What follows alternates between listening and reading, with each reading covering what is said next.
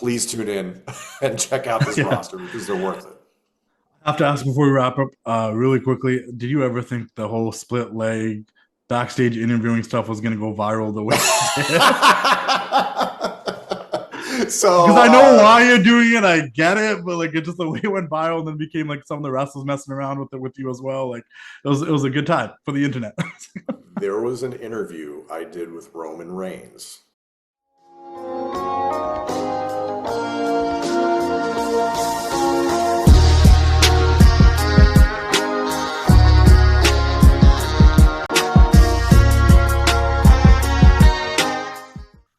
And we are back for another casual conversation. I got a very special guest with me this week. It's none other than broadcaster and commentator for TNA Wrestling, Tom Hannifan. How are you doing today?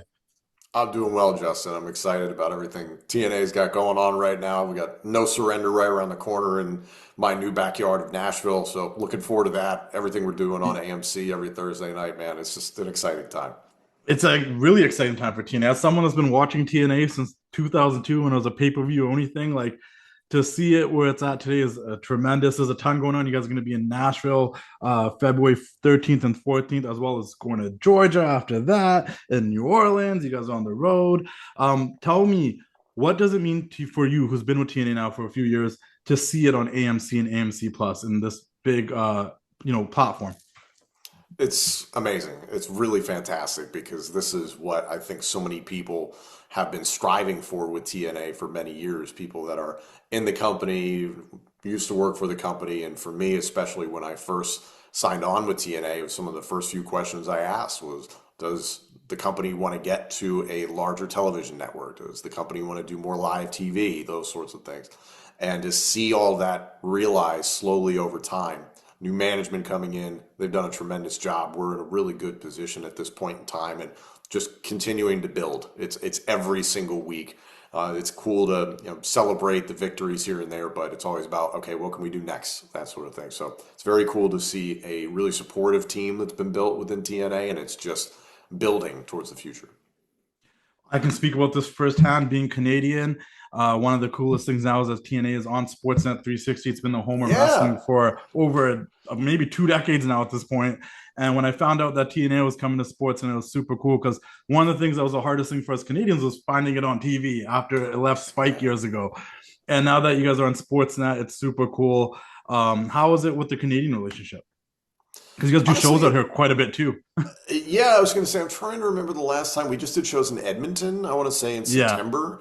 And, obviously our parent company, Anthem Sports and Entertainment, is based in Toronto. So being able to get up to Canada often is great. We're looking forward to getting back there as soon as humanly possible. I don't make the schedule, so I just go where they tell us the shows are. So hopefully we get to work in Canada sometime again in the near future, just because the fans are awesome. Like the wrestling fans in Canada are just spectacular. So I always love getting to work up there. But yeah, when the Sportsnet 360 deal came around, I'm not terribly in tune with all the television networks in Canada, but at least I was familiar with Sportsnet because anytime I've traveled for shows, I pop into a hotel room and I throw on, I'm like, oh, what's the ESPN equivalent here? And they're like, oh, Sportsnet. And I was like, oh, this is great. This is super easy to find. So this has been a tremendous opportunity for us. And hopefully it's just an example of us continuing to grow. As someone that has worked in both companies, how cool is it for you to see this NXT TNA relationship, this crossover, and how do you feel like it's benefiting TNA as of right now? And it's just been really great. It's been great to see so many different talent get opportunities. Whether, like we just saw, former TNA World Champion Joe Hendry become NXT Champion. So proud to see Jordan Grace go on to be a full-fledged member of the SmackDown roster and competing in yet another Royal Rumble, this time as a part of the WWE roster officially. Like, I'm just so proud of where some of these individual talents have gone.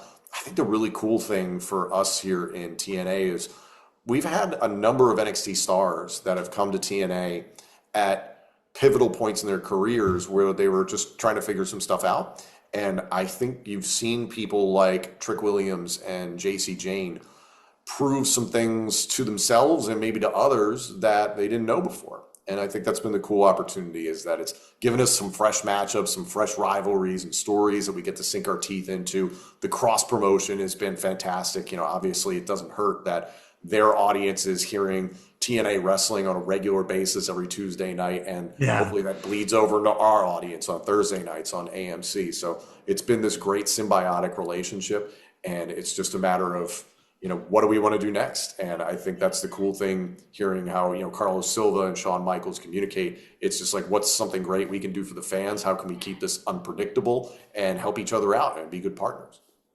I also think it's worked the other way as well too, where like there are some people in the company now, such as Mara Sade or Elayna Black, they get to find a second life in TNA after being over there. So it's a really cool relationship, I think.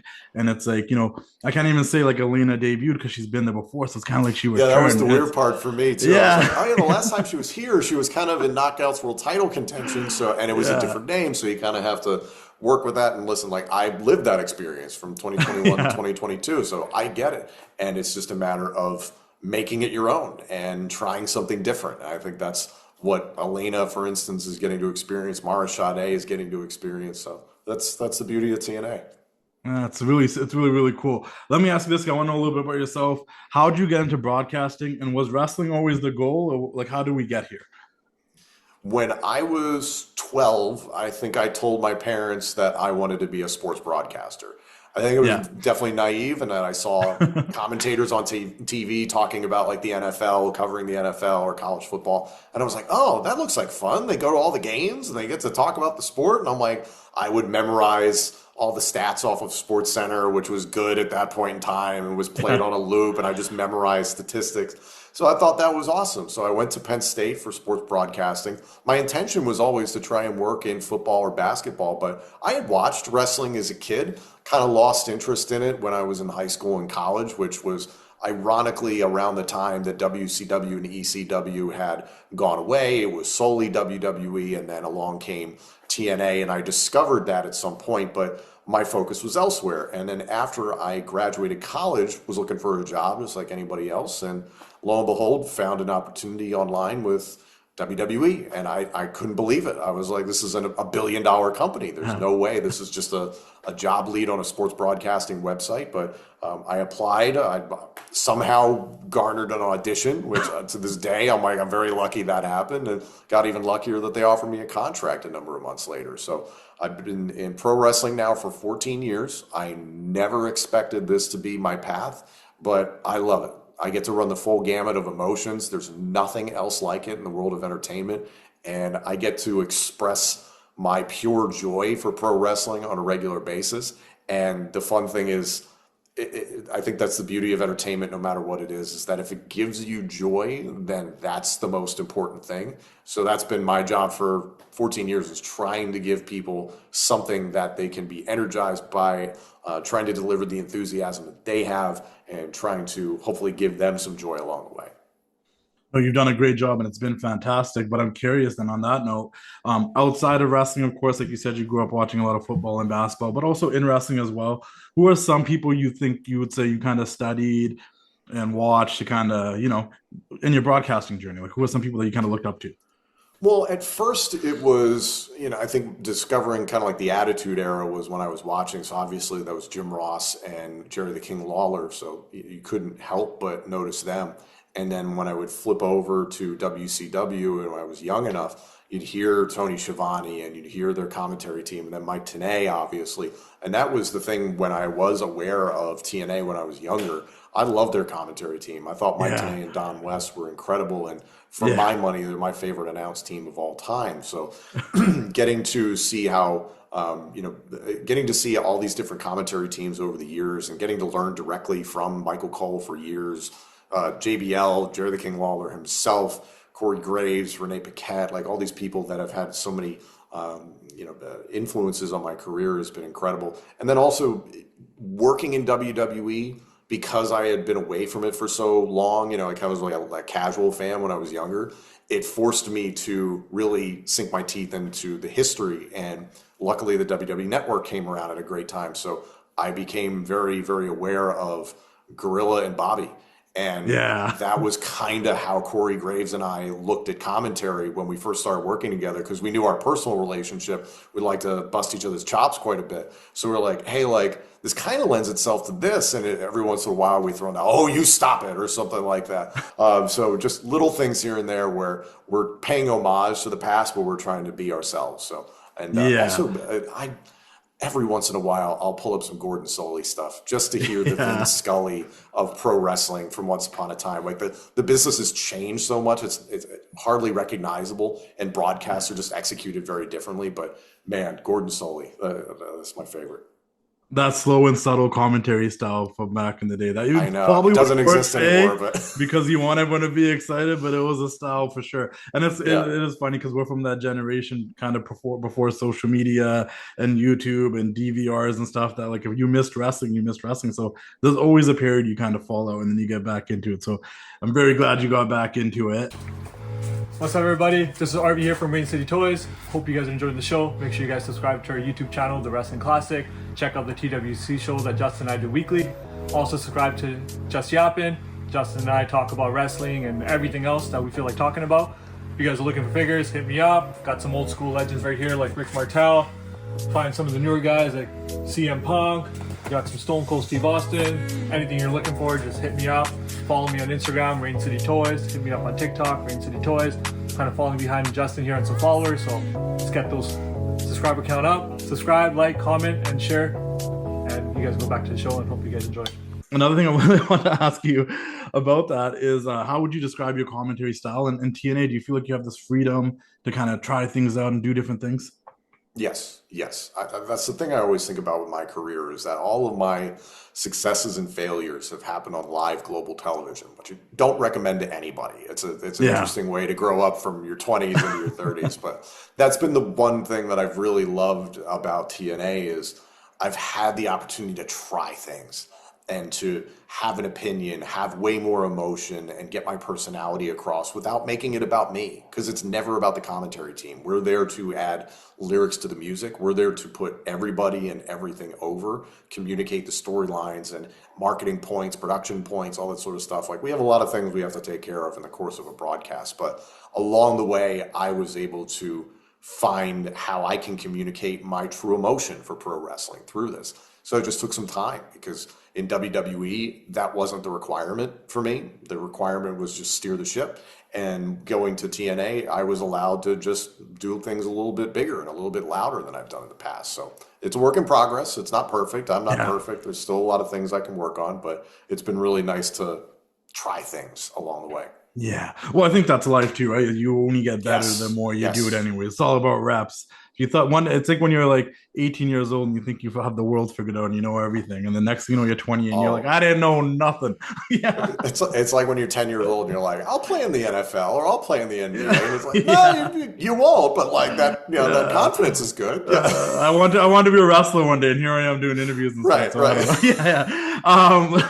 That being said, I also want to throw it back for a second because Mike Tenay and Don West were amazing, a little underappreciated. Mike Tenay, obviously people love from WCW, just the professor and all the knowledge, all the stats. And Don West was one of one. I still remember those segments when he was trying to sell us stuff, and he was loud and proud, and it was great. Let me ask you about this. And do you have a favorite match that you had to commentate thus far in TNA? Like if there's a match that really stands to me, like I had a blast doing this and it'd be really memorable for me. It would probably go under the radar for some people, but it was the best. It was the Overdrive event in 2022. I believe we were in Louisville, Kentucky. Josh Alexander defending the TNA World Championship against Frankie Kazarian. Frankie at that point was under contract with AEW, and it was fantastic. Like, I understand people will maybe go for like, oh, what's the big car crash match or something like that. Or, Josh has had so many classics. Frankie's had so many classics for decades in this company.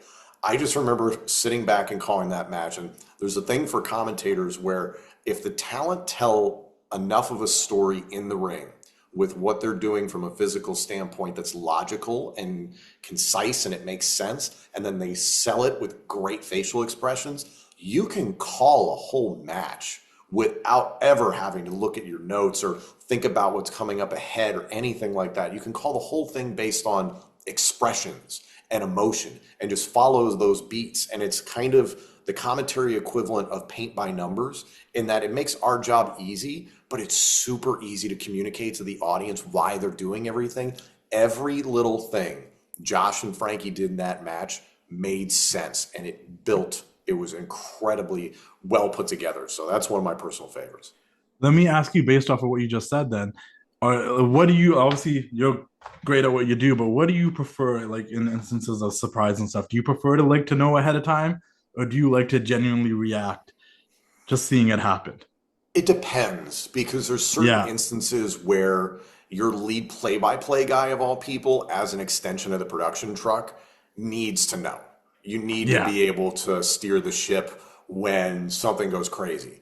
So there's certain instances in TNA where I've had information that I've intentionally withheld from Matthew Raywalt because I've wanted him to have a genuine reaction. And that's been really cool, because then I can let him just go. We can sit in that crowd reaction, and then I can be there to guide us the rest of the way, because I'm like, hey, I want his organic reaction. I want him to go big because that's how the fans are feeling. And then I can be there just to take care of business, that sort of thing. Yeah. I genuinely mean this. It's not about me. It's not about us on commentary. But my first thought is, how can I tee him up to do something special that's going to communicate the moment? So that's the way I always look at it. There are certain instances where I'll speak with creative and they're like, hey, like, you'll know what to do. And you're like, cool, great. Like, those are awesome. And especially if it's like the last thing on a show, then you're like, okay, there's not much thinking. If it's in the middle of a show and there's like, hey, I got some business to take care of on the other side, like the traffic of a show, graphics, video, B-roll, packages, sponsors, I kind of need to know. I just need to know where we're going. Because you get geeked up and in the moment and, and you're like, oh, snap, I forgot about this. So it's just little things like that. So it all depends. Like everything in wrestling, it just kind of depends on the moment.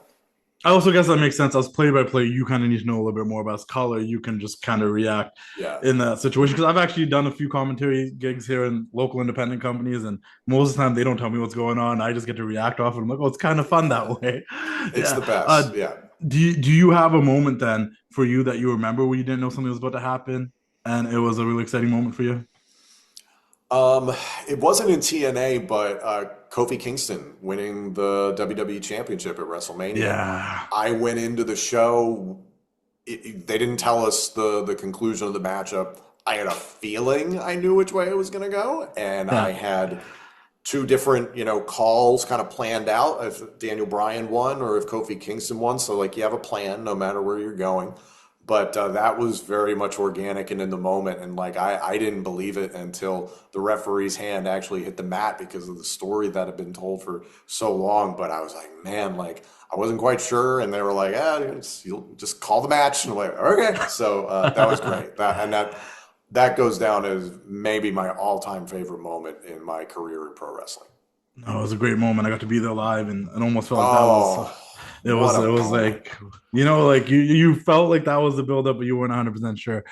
Hey, yo, it's your boy, the Wrestling Classic, Justin here, and I'm here to tell you guys about one of wrestling's best kept secrets for merchandise, officially licensed WWE and NXT merchandise, 500level.com. Check them out, 500level.com. Get officially licensed merchandise for the WWE, NXT, UFC, MLB, NBA, NHL. They got it all. If you join the Partnership Point program as a loyal customer, you will get discounts down the road. You can find merchandise for some of your favorite NXT stars that you can't find anywhere else. Javon Evans, Kalani Jordan, Carmen Petrovic, Lola Vice, Trick Williams. They got merchandise for everybody on NXT. You got OG shirts like this NWO shirt. You got big stars like the Queen Charlotte Flair. You get new designs like this new design for Lita. You get designs I helped out with, like this design for Dakota Kai, which I was a part of creating when Dakota didn't have those many shirts going on. You can get, like I said, NXT superstars like Carmen Petrovic and many others.